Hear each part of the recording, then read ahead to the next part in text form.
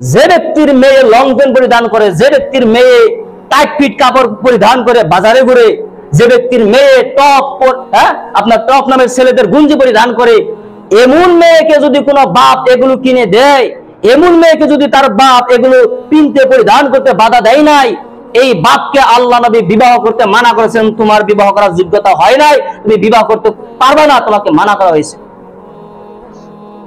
এই কথা আমি বানিয়ে বলছি না, আল্লাহ নবী বলছেন কি, ইয়া মাশারাশ শাবাব, ও যুবক দল, মান ইসতাতা মিনকুম আল বাত ফালিয়াতাজাওয়াজ।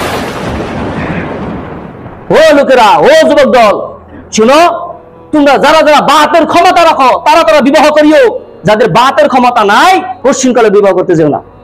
এখন বাত মানে কি? মুহাদ্দিস কালামে বাত শব্দ ভাগ করছে চারটি।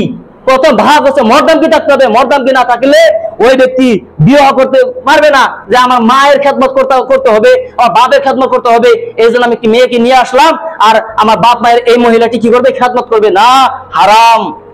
লোকটির মর্দামকি থাকতে হবে। ওই ব্যক্তি যদি তার বউকে কন্ট্রোল করতে পারে তাহলে বিবাহ করতে বলা হয়েছে। ওই ব্যক্তি যদি তার সন্তানকে শাসন করতে পারে তাহলে তাকে বিবাহ করতে বলা হয়েছে। যদি ওই ব্যক্তি নিজের বউকে কন্ট্রোল করতে পারে না, যদি ওই ব্যক্তি তার সন্তানকে কন্ট্রোল করতে পারে না, তাহলে ওই ব্যক্তিকে বিবাহ করতে মানা করেছে।